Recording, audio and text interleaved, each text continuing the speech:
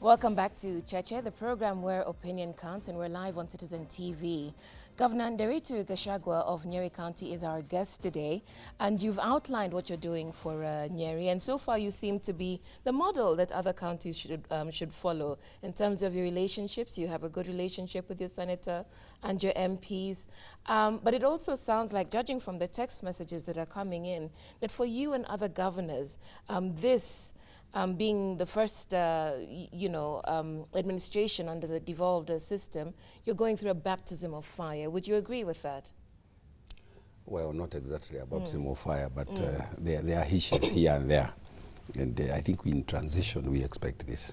Okay. Yeah. And so a lot has been said, a lot has been written about governors, and some of it not very favorable, some of it quite derisory. I showed you something during the break. Yeah. And some of it has to do with a lot of the grand staging that we see, the trappings of power, because of course the first thing we heard governors demanding was for the flag, and then we see the motorcades, and then we see all this, are you a governor or the president of the county? And so it sounds as if the governors are also struggling with the big man syndrome. Yeah? No, well, first of all, let me say that, in fact, on this issue of flags, these flags were given to governors by the chairman of the Transition Authority on their inauguration. And this perception that governors have asked anybody for flags is actually false. All right? Mm-hmm. Secondly, but the deputy governors are now complaining. They also need flags. And they need to be called also Your Excellency. Well, actually, we're coming to the deputy governors. Well, those are the deputy governors. Yeah, let's just finish with the governors and then come so that is the position. Mm-hmm. Secondly, even all these vehicles, like the other day I saw a photograph of vehicles, in one of the newspapers, guzzlers, governors. Now, one of those cars was mine, all right, in that photograph. That is my car. To date, this is the car I had even when I was campaigning. To date, I'm still driving my own car. Not a cent claimed from Nyeri County government. And then you see my car there, portrayed as one of the guzzlers that governors has bought. I think there is a lot of propaganda really running against governors, but for whatever reason. But having said that, let me also say that we have been elected in office, and we have a mandate. We really have a job to do. And I think it is only reasonable that, Kenyans really expect that governors will have to be facilitated one way or the other within a reasonable level. And in our opinion, and we do normally say it even as governors and discuss some of these things, I think any responsible governor really will have to balance that whole thing, because the mandate is clear. You have work to do, or in all those areas that we talk about, water, electricity, and so on. But the remuneration for governors, like other state officers, is governed by the Salaries and Remuneration Commission. And we are not going anything outside what the commission has done, so I don't know. So what do you call reasonable facilitation? I mean, let's just break it down. The motorcades, how many cars? Do you need the sirens? But like I have just said, in my own particular case, I don't even have a car from here. I'm using my own car. You don't have a car from here, but you have the motorcade. I will get a car, yes. That's what I'm saying. That for now, even this whole debate is very confusing, because not all governors have bought cars. And even those who have bought, it's a car or two. And given the level of that office, really, you would expect that when your car has gone for service, you have another car that you can use. And this is reasonable. Okay. So sometimes we are worried about where this is coming from. Could you just maybe, Mr. Gachagua, delve a little into your own budget of your county? Yes. There have been people who have come here with the budgets, and when they said what they're allocating to what, there was an outcry. An outcry. Yeah. When as you talk about the vehicles, for example, when we talk about Kisumu allocating 72 million to 12 cars for county executives, there was an uproar. Yeah. Some people think that's not justified, because, as you say, they need facilitation to do their work. Yeah. What is your budget reallocation in your county? If you can just break it down in a nutshell, and where is the most of the money going? I think the budget in here is around 4.55 billion. Only? Yeah, 4.55, because we know these things. We do not want to budget outside what we have. It will just sound impressive, but in reality, where is the money? We are budgeting within what we think we'll have. We have just about 4.0 coming from national government, in terms of not national government, our allocation of the within the formula, and we are collecting about 500 million in Nyeri County in the whole of Nyeri. So we are looking at about 4.5, and we have budgeted within that. Out of that 4.5, I think we have 2.1 on recurrent, and I think about the difference 1.9 or so is going to development. And in that development, part of the biggest chunk is actually going to infrastructure, which is about 900. On infrastructure, this from Gatheru in Magutu. Can Mr. Gachagua let us know when the Karatina, Gikumbo, Gaikuyu, Gitunduti road will be tarmacked as he promised voters? Yes. In fact, that particular road is one of the projects that I did when I was a member of parliament in that area. It is a part of a project that was already implemented in Nyeri, but this one was left out because we had problems with the tendering procedures and so on. This is a priority road now because the designs are ready, the bios of quantities are ready. It is one of the projects I would want to pursue very, very, very effectively with the national government to see whether we can get funding. You are looking at about 1.2 billion on that road. You need 1.2 billion for the road, but you have no time frame for its. We are trying to see whether within these 5 years. Within the 5 years. Yeah. What about the Nyeri-Barry airstrip?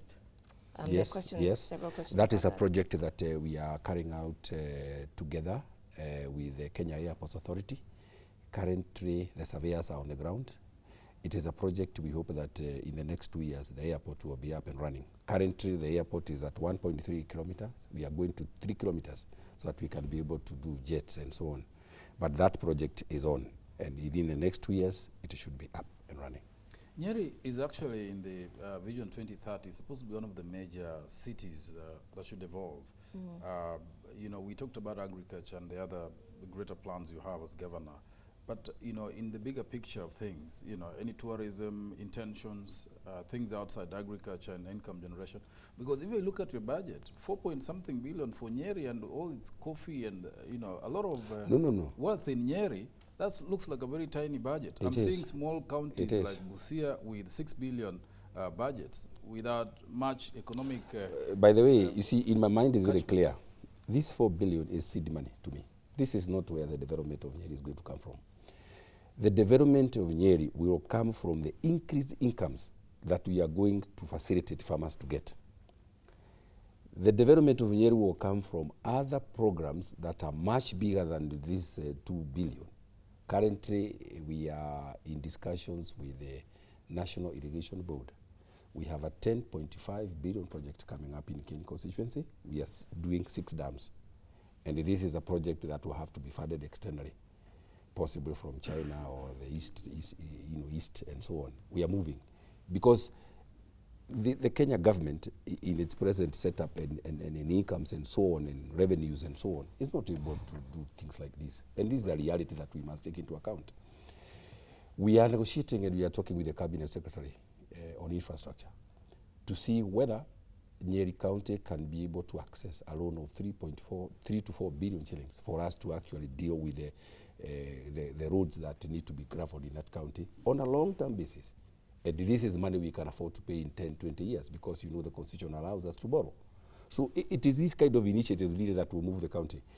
This other little money that we are getting from national government is actually money to facilitate things like marketing, to facilitate things like improvement in extension services in agriculture, things like those. Yeah. But the real development in terms of big programs has to be looked at. Talk about investment in the county. I mean, Nyeri has been opened up. Thika Highway leads into, I mean, this is like the gateway into Nairobi. So what are you expecting? What is your expectation about investment in Nyeri? What should people come to do there?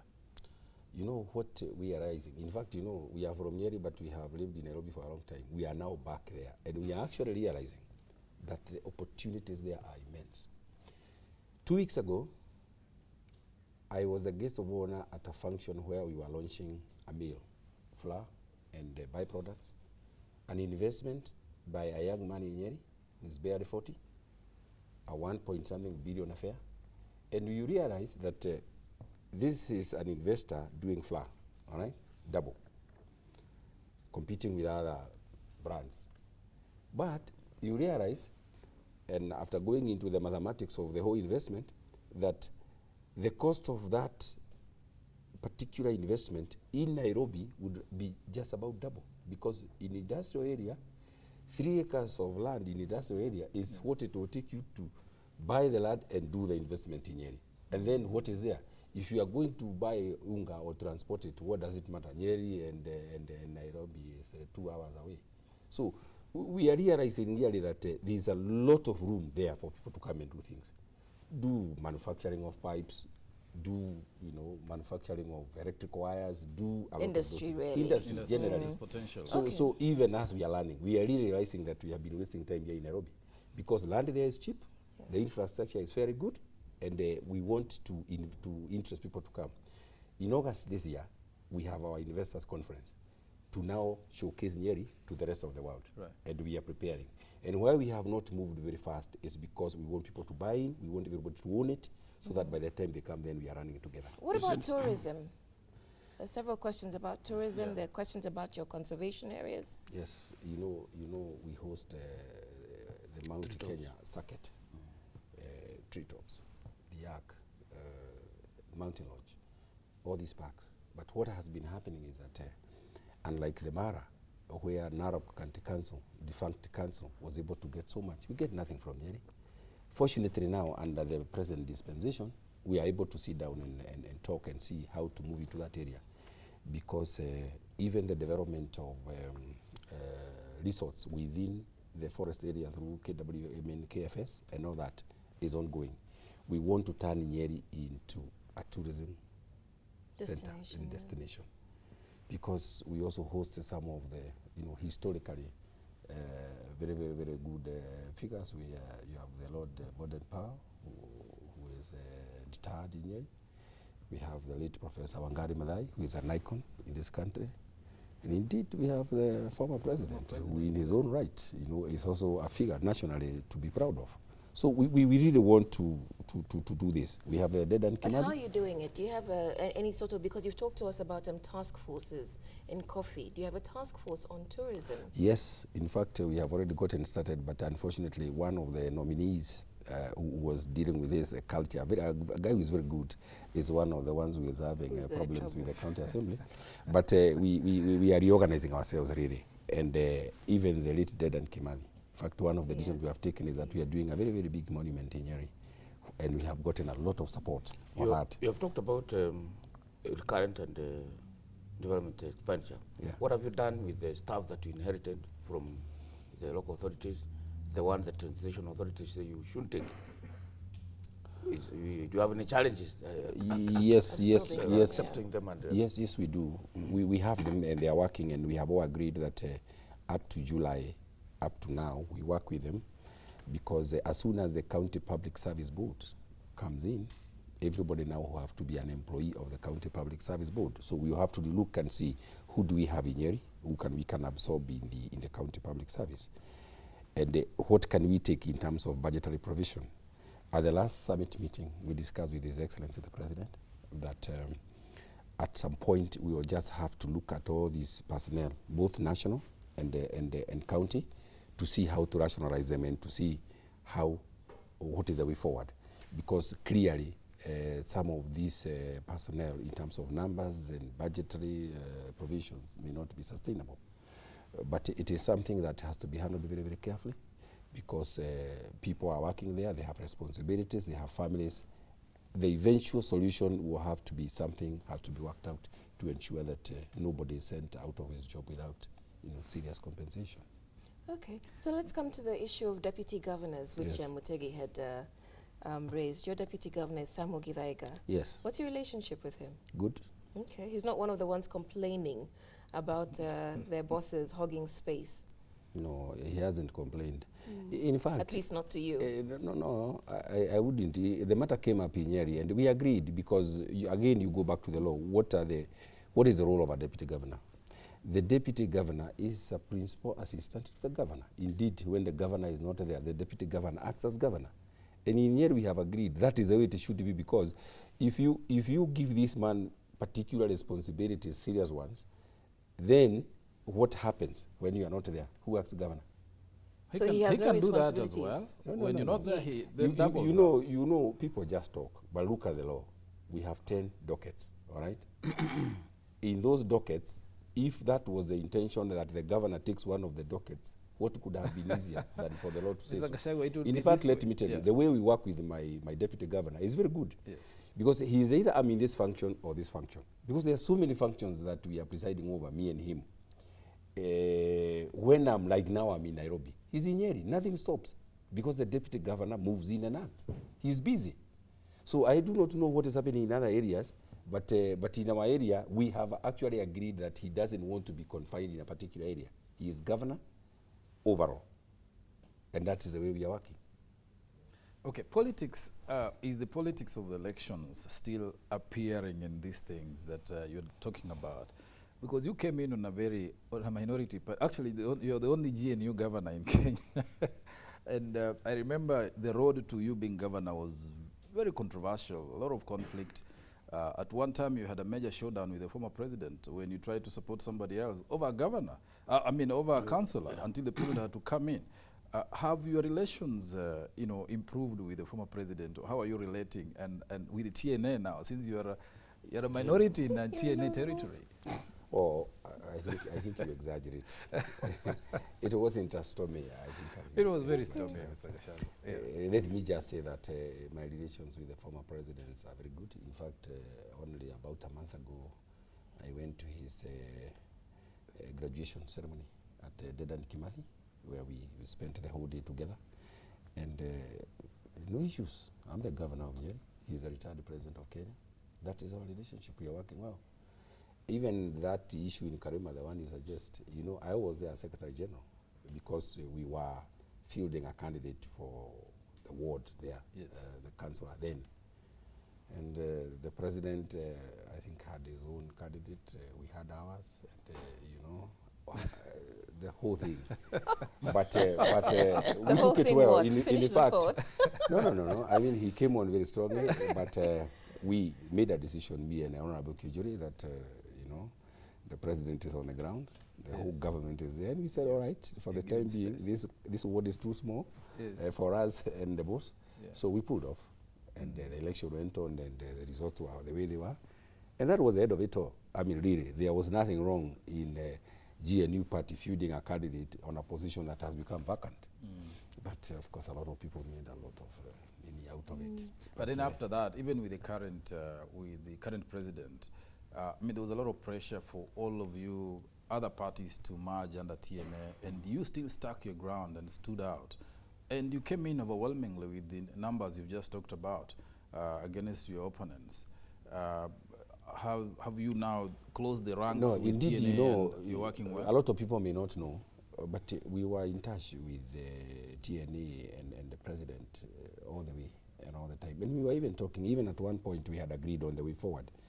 But we did actually agree that, fine, you run.